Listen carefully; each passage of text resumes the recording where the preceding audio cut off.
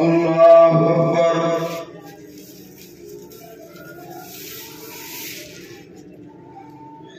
الحمد لله رب العالمين الرحمن الرحيم مالك يوم الدين إياك نعبد وإياك نستعين اهدنا الصراط المستقيم صراط الذين أنعمت عليهم غير المغضوب عليهم ولا الضالين.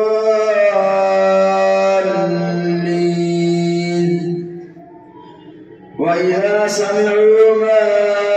أنزل إلى الرسول ترى أعينهم تفيض من الدمع مما عرفوا من الحق يقولون ربنا آمنا فاكتبنا مع الشاهدين. وما لنا لا نؤمن بالله وما جاءنا من الحق ونطمع أن يدخلنا ربنا مع القوم الصالحين. فأثابهم الله بما قالوا جنات تجري من تحتها الأنهار خالدين فيها وذلك جزاء المحسنين. والذين كفروا وكذبوا بآياتنا أولئك أصحاب الجحيم. يا أيها الذين آمنوا لا تحرموا طيبات ما أحل الله لكم ولا تعتدوا إن الله لا يحب المعتدين.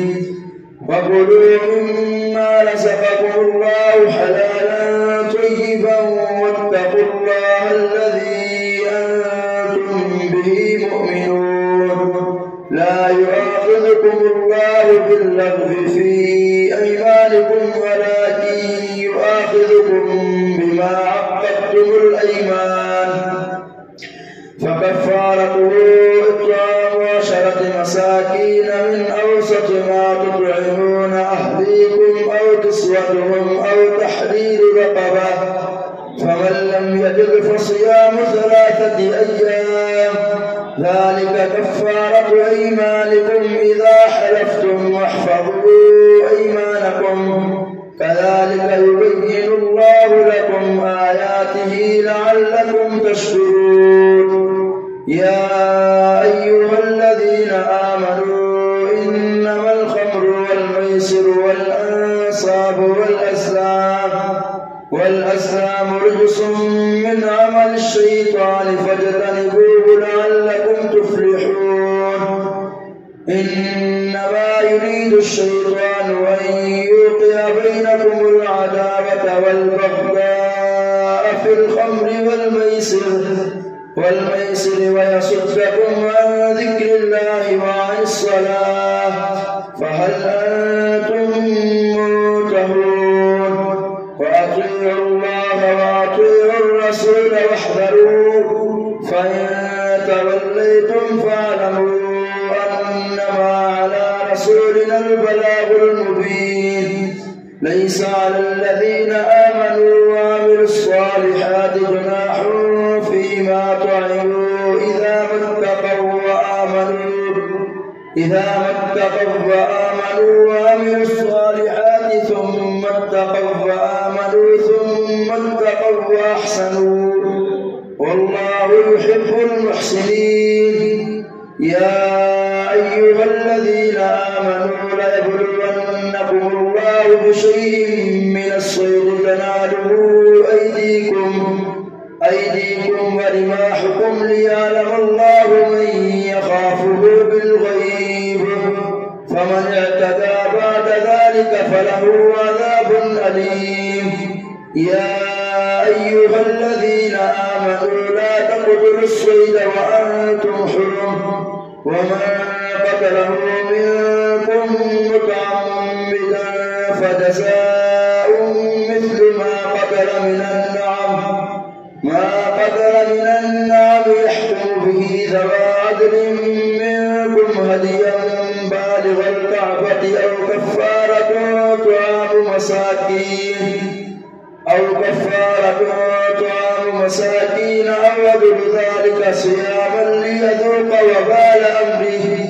عفى الله عما سلف ومن عاد فينتقم الله منه والله عزيز ذو انتقام. أحل لكم صيد البحر وطعامه متاعا لكم وللسيارة وحرم عليكم صيد البر ما دمتم حرما واتقوا الله الذي إليه تحشرون.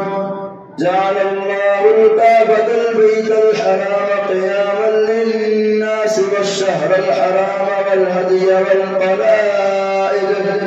ذلك لتعلموا أن الله يعلم ما في السماوات وما في الأرض وأن الله بكل شيء عليم.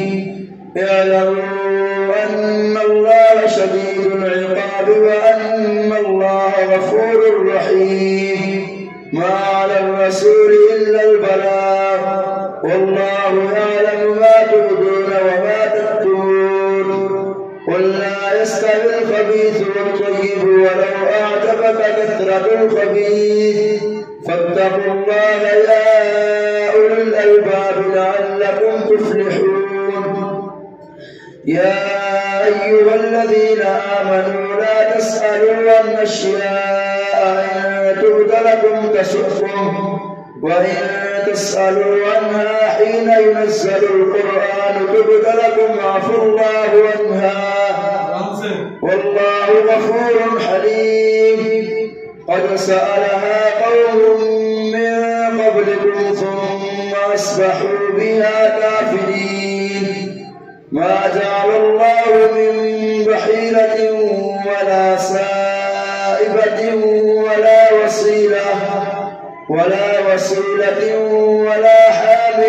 ولكن الذين كفروا يفترون على الله الكذب وأكثرهم لا يعقلون. وإذا قيل لهم تعالوا إلى ما أنزل الله وإلى الرسول قالوا حسبنا ما وجدنا عليه آباءنا أولو كان آباؤهم لا يعلمون شيئا ولا يهتدون. يا أيها الذين آمنوا عليكم أنفسكم لا يضركم من ضل إذا اهتديتم إلى الله مرجعكم جميعا فينبئكم بما كنتم تعملون. يا أيها الذين آمنوا شهادة بينكم إذا حضر أحدكم الموت حين الوصية اثنان ذوى عدل منكم أو آخران من غيركم إن أنتم ضربتم في الأرض فأصابتكم مصيبة الموت تحبسونهما من بعد الصلاة فيقسمان بالله إن ارتبتم لا نشتري به ثمنا ولو كان ذا قربى ولا نكتم شهادة الله إنا إذا لمن الآثمين. فإن نثر على أنهما استحقا إثما فآخران يقومان مقامهما من الذين استحق عليهم الأوليان فيقسمان بالله لشهادتنا أحق من شهادتهما وما اعتدينا إنا إذا لمن الظالمين. ذلك أدنى أن يأتوا بالشهادة على وجهها أو يخافوا أن ترد أيمان بعد أيمانهم واتقوا الله واسمعوا والله لا يهدي الراسخين يوم يجمع الله الرسل فيقول ماذا أجبتم قالوا لا علم لنا إنك أنت علام الغيوب إذ قال الله يا عيسى ابن مريم اذكر نعمتي عليك وعلى والدتك إذ أيدتك بروح القدس تكلم الناس في المهد وكهلا وإذ علمتك الكتاب والحكمة والتوراة والإنجيل وإذ تخلق من الطين كهيئة الطير بإذني فتنفخ فيها فتكون طيرا بإذني وتبرئ الأكمه والأبرص بإذني وإذ تخرج الموتى بإذني وإذ كففت بني إسرائيل عنك إذ جئتهم بالبينات فقال الذين كفروا منهم إن هذا إلا سحر مبين وإذ أوحيت إلى الحواريين أن آمنوا بي وبرسولي قالوا آمنا واشهد بأننا مسلمون إذ قال الحواريون يا عيسى ابن مريم هل يستطيع ربك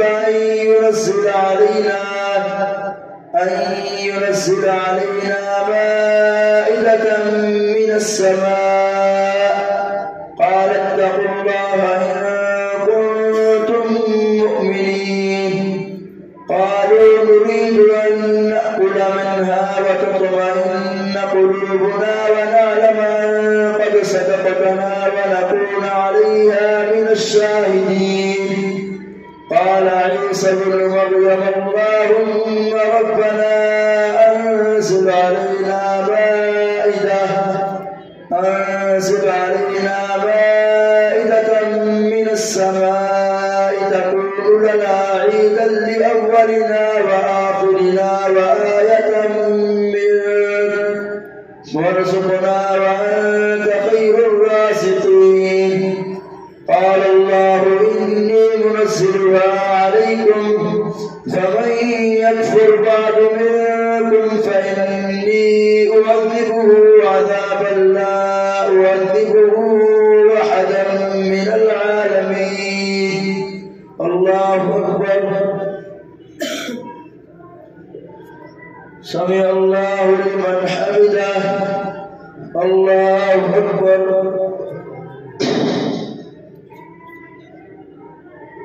الله أكبر الله أكبر الله أكبر الحمد لله رب العالمين الرحمن الرحيم مالك يوم الدين إياك نعبد وإياك نستعين اهدنا الصراط المستقيم صراط الذين أنعمت عليهم غير المغضوب عليهم ولا الضالين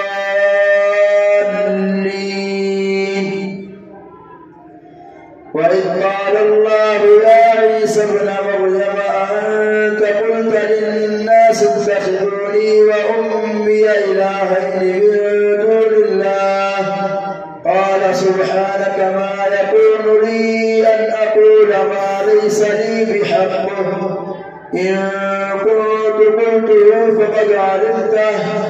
تعلم ما في نفسي ولا أعلم ما في نفسك إنك أنت علام الغيوب ما قلت لهم إلا ما أمرتني به أن اعبدوا الله ربي وربكم وكنت عليهم شهيدا ما دمت فيهم فلما توفيتني كنت أنت الرقيب عليهم وأنت على كل شيء شهيد إن تعذبهم فإنهم عبادك وإن تغفر لهم فإنك أنت العزيز الحكيم قال الله هذا يوم ينفع الصادقين صدقهم لهم جنات تجري من تحتها الأنهار خالدين فيها أبدا رضي الله عنهم ورضوا عنه ذلك الفوز العظيم لله ملك السماوات والأرض وما فيهن وهو على كل شيء قدير الحمد لله الذي خلق السماوات والأرض وجعل الظلمات والنور ثم الذين كفروا بربهم يعدلون هو الذي خلقكم من طين ثم قضى أجلا وأجل مسمى عنده ثم أنتم تمترون وهو الله في السماوات وفي الأرض يعلم سركم وجهركم ويعلم ما تكسبون وما تأتيهم من آية من آيات ربهم إلا كانوا عنها معرضين فقد كذبوا بالحق لما جاءهم فسوف يأتيهم أنباء ما كانوا به يستهزئون ألم يروا كم أهلكنا من قبلهم من قرن مكناهم في الأرض ما لم نمكن لكم وأرسلنا السماء عليهم مدرارا وجعلنا الأنهار تجري من تحتهم فأهلكناهم بذنوبهم وأنشأنا من بعدهم قرنا آخرين ولو نزلنا عليك كتابا في قرطاس فلمسوه بأيديهم لقال الذين كفروا إن هذا إلا سحر مبين وقالوا لولا أنزل عليه ملك ولو أنزلنا ملكا لقضي الأمر ثم لا ينظرون ولو جعلناه ملكا لجعلناه رجلا وللبسنا عليهم ما يلبسون ولقد استهزئ برسل من قبلك فحاق بالذين سخروا منهم ما كانوا به يستهزئون قل سيروا في الأرض ثم انظروا كيف كان عاقبة المكذبين قل لمن ما في السماوات والأرض قل لله كتب على نفسه الرحمة ليجمعنكم إلى يوم القيامة لا ريب فيه الذين خسروا أنفسهم فهم لا يؤمنون وله ما سكن في الليل والنهار وهو السميع العليم قل أغير الله أتخذ وليا فاطر السماوات والأرض وهو يطعم ولا يطعم قل إني أمرت أن أكون أول من أسلم ولا تكونن من المشركين قل إني أخاف إن عصيت ربي عذاب يوم عظيم من يصرف عنه يومئذ فقد رحمه وذلك الفوز المبين وإن يمسسك الله بضر فلا كاشف له إلا هو وإن يمسسك بخير فهو على كل شيء قدير وهو القاهر فوق عباده وهو الحكيم الخبير قل أي شيء أكبر شهادة قل الله شهيد بيني قل أي شيء أكبر شهادة قل الله شهيد بيني وبينكم وأوحي إلي هذا القرآن لينذركم به ومن بلغ أئنكم لتشهدون أن مع الله آلهة أخرى قل لا أشهد قل إنما هو إله واحد وإنني بريء مما تشركون الذين آتيناهم الكتاب يعرفونه كما يعرفون أبناءهم الذين خسروا أنفسهم فهم لا يؤمنون ومن أظلم ممن افترى على الله كذبا أو كذب بآياته إنه لا يفلح الظالمون ويوم نحشرهم جميعا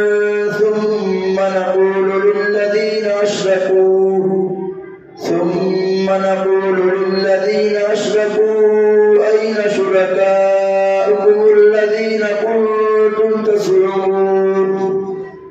ثم لم تكن فتنتهم إلا أن قالوا والله ربنا ما كنا مشركين انظر كيف كذبوا على أنفسهم وضل عنهم ما كانوا يفترون ومنهم من يستمع إليك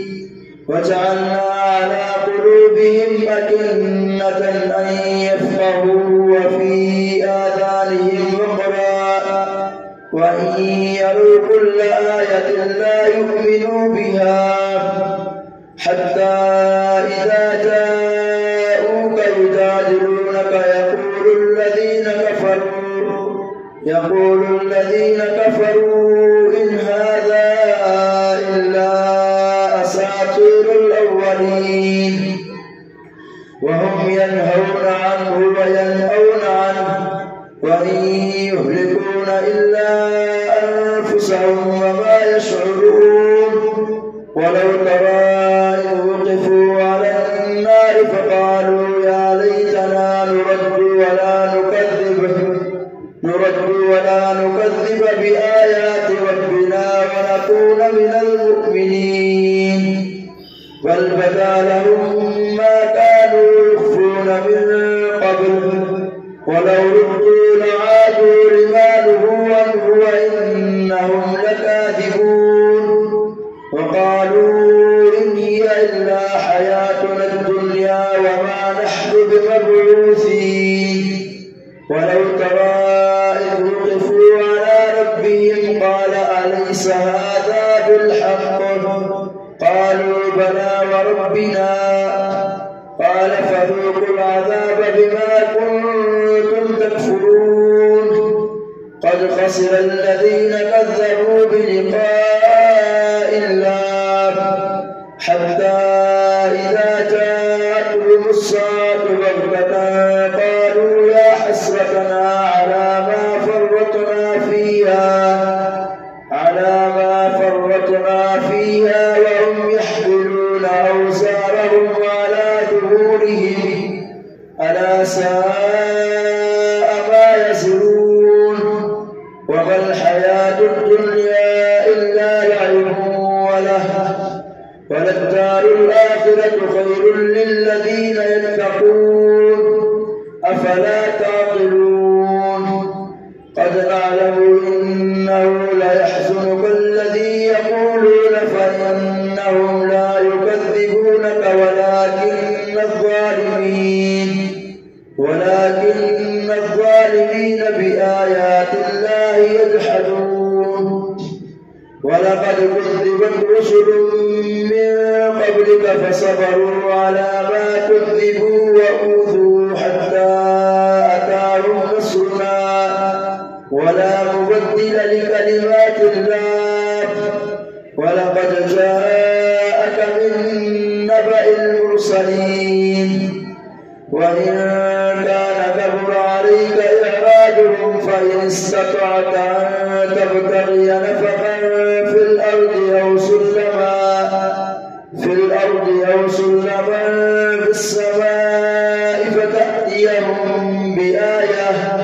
ولو شاء الله لجمعهم على الهدى فلا تكونن من الجاهلين إنما يستجيب الذين يسمعون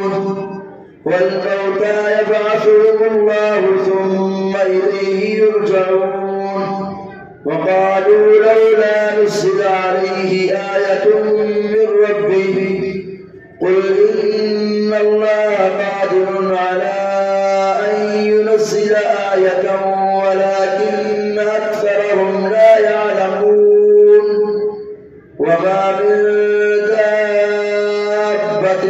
في الأرض ولا طائر يطير بجناحيه إلا أمم أمثالكم ما فرطنا في الكتاب من شيء ثم إلى ربهم يحشرون والذين كذبوا بآياتنا صم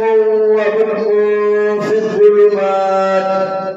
من يشاء الله يضلله ومن يشاء يجعله على صراط مستقيم قل أرأيتكم إن أتاكم عذاب الله أو أتتكم الساعة وغير الله تدعون إن كنتم صادقين بل إياه تدعون فيكشف ما تدعون إليه إن شاء وتنسون ما تشركون الله أكبر سمع الله لمن